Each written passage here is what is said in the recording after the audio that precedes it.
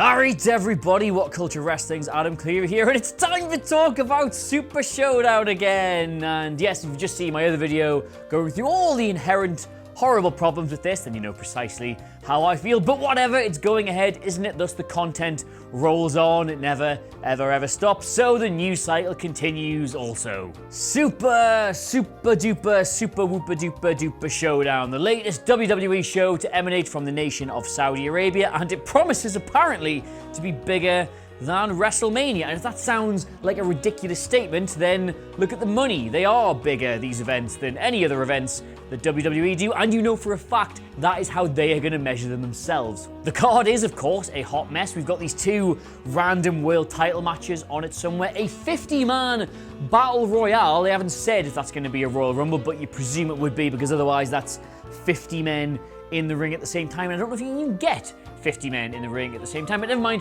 We've also got The Undertaker versus Goldberg too, because why not? Thus, with so much unadulterated desert banter flying around, the usual suspects have given us a veritable treat of rumours and whispers and hearsay, tattletale speculation, all of that. There's title changes, there's surprise returns, there's debuts, there's shocks, there's horrors, there's all of that. You've watched this show before, I've been doing it for like 2 years, you know precisely what is coming. So we're not getting any younger, I suppose. My name is Adam Cleary, and these are all the last minute rumours for WWE Super Showdown you need to know. Oh, and just before we start, if there's a 50-man Rumble, there's obviously loads and loads of people who are rumoured to be, and that's what I'll start with, like the most interesting ones for those. I'm not going to do any of the NXT call-ups because, Number 8, Mark Henry is in the Rumble. Yes, Mark Henry, sexual chocolate, which I can't believe they actually used to call him. He has not been seen in a WWE ring since the last one of these they did just after WrestleMania last year. That was the greatest Royal Rumble. That was another big 50-man mess, and he was a part of that big 50-man mess. He had a couple of minutes in it. I think, was it him who was working with the not Yokozuna guy? I think it was him, might have been the Big Show, but we'll say it was him for the purposes of this video. He is rumoured to be making another appearance in this match. And that does sort of make sense. I guess he's still with the company. He has this sort of backstage enforcer role, we're told, and he'll be on the flight over anyway, you would suspect. So if they need to fill a 50-person matchup and you've got people who are just hanging around who can wrestle, just have them bring their gear. This one would not surprise me. Somebody's gonna get the ass kicked. Somebody's gonna eat some cheese dip. Somebody's gonna buy some Cool Whip. Yeah, he's a big guy, and who else is gonna get things done? Leo Rush's on-screen punishment confirmed. Number 7, Kurt Angle is in the Rumble. Yes, again, just to kind of go with that whole, if you need to fill up a 50-man match and you have people who might be there anyway who can sort of wrestle, or at least do a few minutes for you, just have them bring their gear. And Kurt Angle is as good a pick as anyone. Now, I know what you're thinking. You probably don't want to be throwing a man in Kurt Angle's condition over a top rope to land on the floor, but it's wrestling, it's padded, it'll probably be okay. Could do one of those ones where, you know, they get on the turnbuckle and then they get punched off and they go, oh no, and they fall and sort of hit the what's it called, the hardest part of the ring, the apron, and then just sort of roll off. From there, you could do that. And I know, yeah, he did retire, didn't he? But Royal Rumbles do not count when it comes to retirement. Everybody knows that. Just ask Mick Foley or JBL or Hacksaw Jim Duggan or Hornswoggle. But he's retired forever.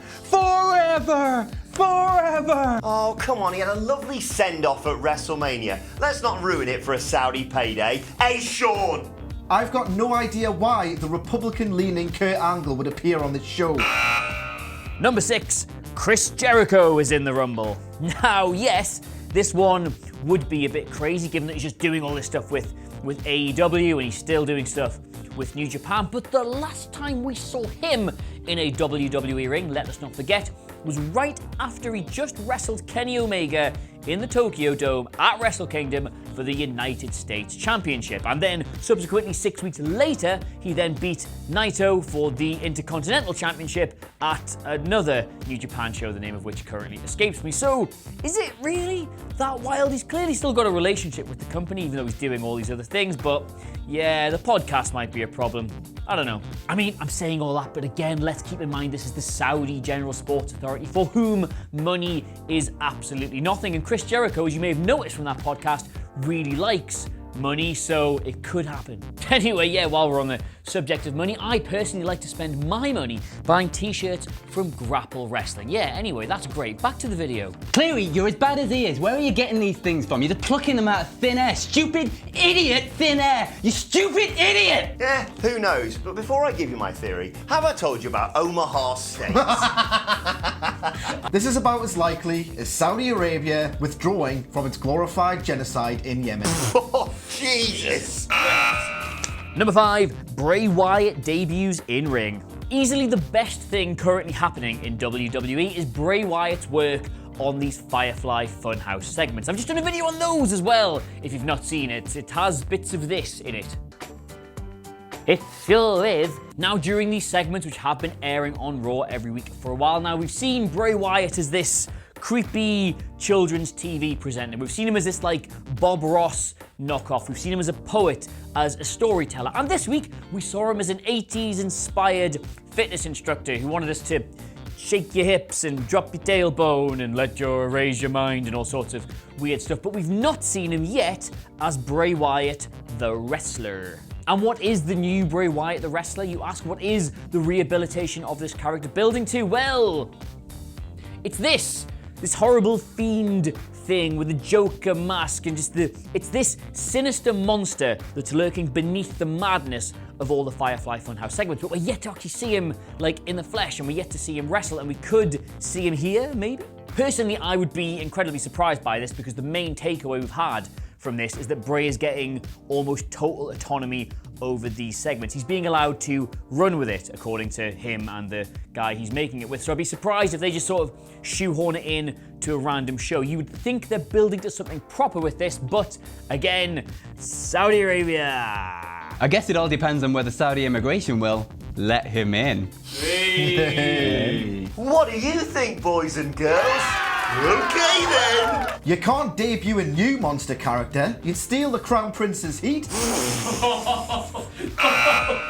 Number 4, Brock cashes in. I mean, he said he was going to, like he literally kept shouting it at Paul Heyman on Raw, but then again, Heyman did say the Friday before that he was definitely going to cash in on that Monday instead of doing it later. So I'm kind of calling shenanigans on this whole thing at the minute. I think they're just going to keep teasing us with these cash-ins and never actually do them. But I've had a thought. You see, while we do know that the scale and the spectacle of all these events is very much pleasing WWE's Saudi Arabian paymasters, they want some substance to go along with it as well. This whole propaganda exercise, which it is, doesn't really work unless they're getting the headlines to go along with the shows. Shane McMahon crowned best wrestler in the world is a massive headline. Looking across this card, there's not really another one that you can do for this. There's nothing that's going to grab people's attention in the way that Crown Jewel did. Still can't believe that happened. But Brock Lesnar, UFC-bound Brock Lesnar, wins WWE's top championship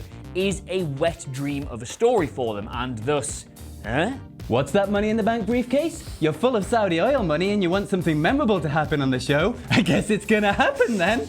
Ooh, I don't know. Are you sure they can afford him? Oh yeah, oil and death. Yes, he will cash in. Blood money in the bank. Number 3, Matt Riddle screws Goldberg. Yeah, so, right, cards fully on the table here. This is probably the weakest rumor we've ever actually done on any of these, but it's a Saudi Arabia show, isn't it? So, shock title changes, massive shenanigans, the state-sponsored murder of a journalist not apparently being enough of a reason to cancel a show. It's all on the table. So, brace yourself for this. Matt Riddle was on a podcast and got asked how long a fight between him and Goldberg would last, and his answer was, should I try and do his voice? I'll try and do his voice.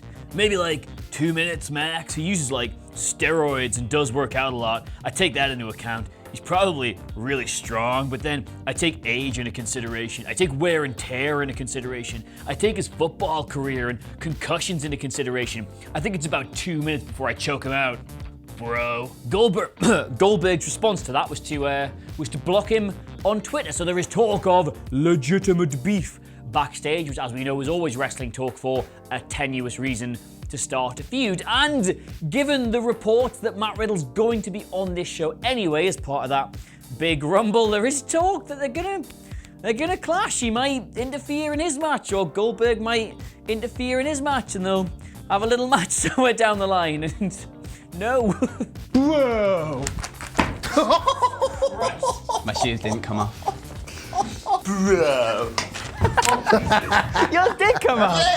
The bro has about as much chance of getting through customs as a cis. Number 2, Corbin wins the big one. Because they want a big thing to happen at these shows, and there aren't really too many big things that can happen at these shows, people have naturally gone to the conclusion that Baron Corbin will beat Seth Rollins for the Universal Championship. Now, what I will say is that does work if it's part of a Brock Lesnar cash-in angle, but it doesn't really work unless you... Actually, do you know what? I can't even pretend. That would be really good. Everybody likes Baron Corbin now. He is high banter. He is excellent. He is the piss boiler in chief, and this would boil a lot of piss. And yeah, I've got some time for that. I mean, the rumours themselves are fairly weak. There's not really much looking at it. And while I hate bringing in betting odds into these equations, I will just say that they don't currently support that story, but that doesn't mean it won't happen. We've seen things go completely the opposite way to those odds in the past, and come on, stranger things have happened. You can't put the belt in the Corbin. Yes.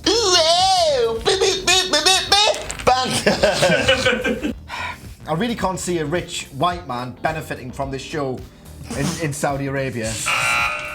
Number 1, women might wrestle. Oh my God, imagine that. All right, so here it is. There is currently a story doing the rounds on Thursday when I'm recording this. The WWE are talking about getting a match together between Alexa Bliss and Natalya for this show. They are putting it to the Saudis and they are waiting for their response, but they are pushing for it. Now, quite why they would be pushing for that, if indeed they are in the first place, is open to interpretation. Yes, it is a positive step forward. I cannot deny that, but it also smacks of just, look, we're really trying. Like, whether or not it comes off or not, that seems to be a bit of a PR exercise to me. Like, they're getting a lot of criticism for these shows. They are getting a lot of stick for them. And if they can just point at one thing and go, look, we are genuinely trying, that seems like a smart move. And at the end of the day, would Alexa Bliss beating Natalya in somewhere between 4 and 6 minutes really change anything for the 10 million plus women who currently live in Saudi Arabia? Would this be a step forward in the right direction for them getting equality in their own country? I don't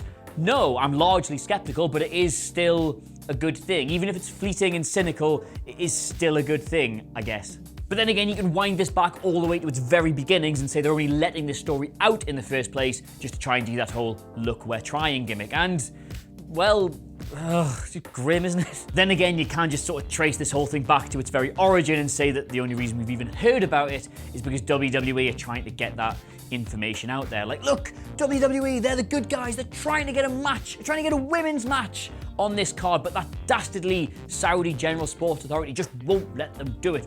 I hate being that cynical about this. I truly, truly do, but come on. Getting 2 token women on your show just to make yourself look better, that is absolutely disgusting in my opinion. Wait. First ever women's match, and they get Natalya. I think they know enough about torture over there, thanks. Maybe so, but as far as gear goes, it'll be more of a cover-up than the murder and dismemberment of Jabal Khashoggi.